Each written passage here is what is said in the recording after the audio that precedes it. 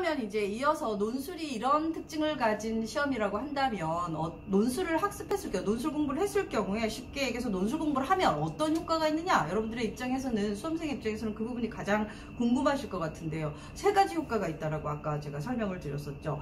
첫 번째 효과는 논술 이 과목이 전략 과목으로서의 역할을 해줄 수 있다는 것이에요. 아까 조금 전에 설명했던 것처럼 논술 그런 시험의 특징 때문에 이 논술 시험은 준비를 해서 시험을 치르게 되면 그 한 만큼의 성과를 반드시 보장을 해주는 시험이에요. 언어나 추리 논증에 비해서 난이도라든가 아니면 다른 친구들이 여건, 그 주변의 어떤 경쟁자들의 여건이 어떤가에 크게 영향을 받지 않고 자기가 준비한 만큼 일정 정도의 성과를 낼 수 있다는 점에서 굉장히 확실한 효과를 보장해주는 과목이고, 그 다음에 이해가 빛을 발하는 그런 어떤 때는 언제냐면 이제 2차 전형에서 여러분들이 원서를 쓸 때죠. 원서를 쓸 때 가군 나군 조합으로 원서를 써야 되는데, 논술을 안 한 친구들의 경우에는 어떤 문제 또는 어떤 그 한계를 가지게 되냐면 논술을 반영하는 학교들을 꺼리게 되겠죠. 지원을 하는 것을 꺼리게 되면서 가군 나군 조합을 전제로 했을 때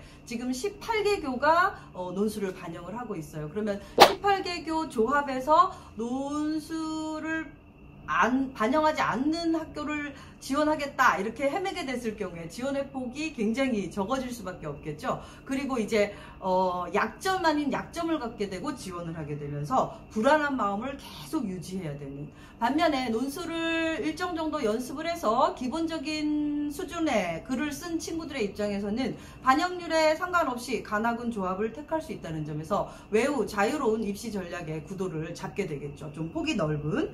그리고 또 하나 여러분들이 이제 주목을 해야 될 것이, 친구분들의 얘기를 들어보면 수험생들이 얘기를 하면서 무슨 얘기를 제일 많이 하냐면 반영 안 하는 학교도 있잖아요. 그러면서 이제 논술을 안 하려고 회피하려고 하는 친구들이 되는 핑계 아닌 핑계가 반영 안 하는 학교도 있다. 물론 반영 안 하는 학교도 있으나 어떤 부분들을 유념을 해야 되느냐면 18개 학교가 반영을 하고 있는데 그 반영의 비율을 좀 살펴볼 필요가 있어요. 반영하는 학교들이 어떤 비율로 논술을 2차 전형에서 반영을 하고 있는가, 그거를 좀 살펴보면 수도권 기준으로 봤을 때 건대, 이대, 한대, 지금 가나다 순으로 제가 올해 기준으로 설명을 드리는 거예요. 건대, 이대, 한대가 논술과 면접 비중이 같아요. 건대도 50, 50이고 이대도 10, 10, 한양대도 10, 10이에요. 그러니까 면접과 논술 비중이 2차 전형에서 동일하게 들어간다라는 거죠. 지방권으로 내려가도 강원대, 동아대, 부산대, 전남대 50대 50이에요.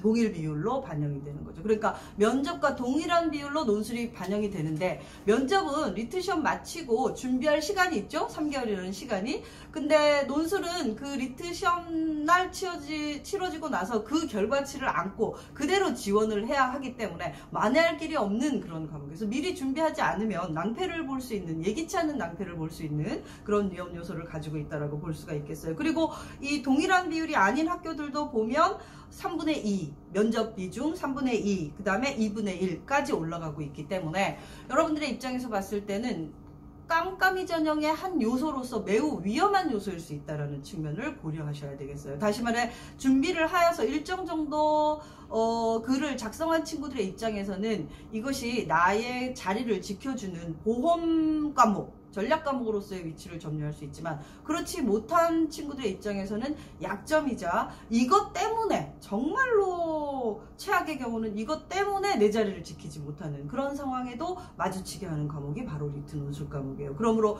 여러분들이 전략 과목으로서의 이런 리트 논술의 위치를 잘 판단하고 있다라고 한다면 거기에 대한 대비를 좀 더 확실하게 해나갈 수가 있다라고 판단이 들어요. 그런 점에서 전략 과목으로서 한 만큼 효과를 볼 수가 있고, 그 다음에 지원할 때 유리한 그런 조합의 폭을, 가군 나군 지원의 유리한 폭을 만들어낼 수가 있고, 세 번째로는 면접비 2차 전형에서의 면접 못지않은 또는 면접과 동일한 비율의 그런 어떤 우위를 점할 수 있게 해준다는 점에서 매우 매력적인 전략 과목이다 라고 생각해 볼 수가 있겠고, 두 번째는 이제 조금 전에 얘기했던 부분하고 연결되면서 면접하고 직결이 되는데, 면접은 말로 하는 논술이라고 얘기를 해볼 수가 있겠죠. 그렇기 때문에 거의 사례형으로 논술 문항이 바뀐 이후에는 지금 어떤 구도로 나오느냐 하면 시험 문제가 거의 동일해요. 논술 문제하고 면접 문제들이. 그러니까 반영하지 않는 학교들에 있어서도 면접 대비를 위해서는 이 논술에 대한 익숙함이 매우 전제된 조건이 될 수가 있다.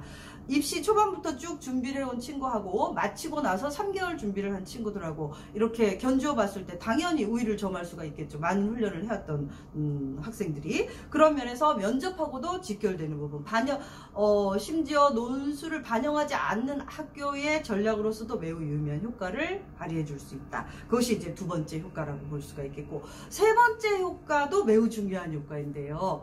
추리논증 언어이해 과목과의 어떤 연계성이에요. 3종 세트죠, 이 리트 시험에. 그래서 언어이해 추리논증 논술을 한꺼번에 치르게 되는데 면접하고 이렇게 연결이 될 뿐만 아니라 언어이해 추리논증하고 직결되는 부분이 있는데, 제가 대면 첨삭을 하면서 수험생분들하고 같이 나누어서 얘기를 해보면 어떤 부분이 문제가 되냐면, 언어나 추리가 성적이 오르지 않아요. 근데 뭐가 문제인지를 모르겠어요. 자신의 약점을 찾는데 매우 취약하다는 거죠, 수험생들이. 뭐가 문제여서 점수가 안 오르는지를 확실히 판단을 못하게 되는데, 논술을 하게 되면 언어와 관련해서 분석 과정에 있어서 자신이 갖추고 있는 어떤 약점이 어딘지, 어느 부분에서 막혀서 분석이 객관적인 분석을 하지 못하고 주관적 분석으로 빠지게 되는지 하는 지점들을 정확하게 알 수 있게 된다는 거예요. 추리 논증을 함에 있어서도 논증 역량에 필요한 세부 단계들을 익혀나가는 데 있어서 막히는 부분이 어딘지를 정확하게 짚어내도록 만들어줄 수밖에 없죠. 글을 쓰다 보면 자신이 알고 있는 것과 모르고 있는 것이 분명하게 드러나기 때문에 첨삭 과정에서 그 부분을 선명하게 짚어낼 수가 있어요. 그런 점에서 여러분들의 그 언어이해와 추리논증 객관식 시험의 약점을 보완하는 데 있어서도 큰 역할을 해줄 수가 있다. 그러면은 굉장히 엄청난 효과를 누릴 수 있는 과목이라고 생각할 수가 있겠죠. 그렇기 때문에 얘를 이렇게 여러 수험생들 입장에서는 부담스러운 과목이다 보니까 이렇게 미루고 싶은 그런 생각도 많이 들 수 있다라고 판단이 드는데, 잘 지금부터 준비를 하여서 이렇게 입시 논술에서 입시 전체 전략에서 예기치 못한 그런 낭패를 좀 방지해야 되겠고, 또 로스쿨 들어가서도 중간고사, 학기말고사 볼 때 논술 반영이 된 사례형 시험을 쳐야 해요. 변시에서도 물론이고요. 한 친구들이 합격한 이후에 가끔씩 문자가 옵니다. 보면 시험 기간에 사례형 시험 준비하다가 생각이 나서 문자를 보냅니다. 이렇게 그만큼 연계성이 있다라는 얘기죠. 그 다음에 법조인이 되어서도 이런 논리적인 객관적인 의사소통 능력을 갖추지 못한다라고 한다면 경쟁력 있는 그런 법조인으로서 활동할 수가 없겠어요. 다시 말해서 이 논증 역량, 또 이 논증 역량을 객관적 의사소통으로 활용할 수 있는 논술이나 또는 면접에 서술할 수 있는, 소통할 수 있는 그런 역량은 법조인으로서 필요한 필수 기량이라고 볼 수가 있는 거예요. 그래서 이것은 지금 이렇게 모면했다고 하더라도 언젠가는 여러분들이 마주해야 될 그런 상황이기 때문에 지금부터 잘 준비하여서 그런 여러 단계들에 필요한 여러분들의 필수 경쟁력의 디딤돌이 될 수 있도록 활용하면 좋겠다라고 생각이 듭니다. 오늘 제가 준비한 주제는 여기까지고, 다음에는 또 다른 정보로 인사드리도록 하겠습니다. 감사합니다.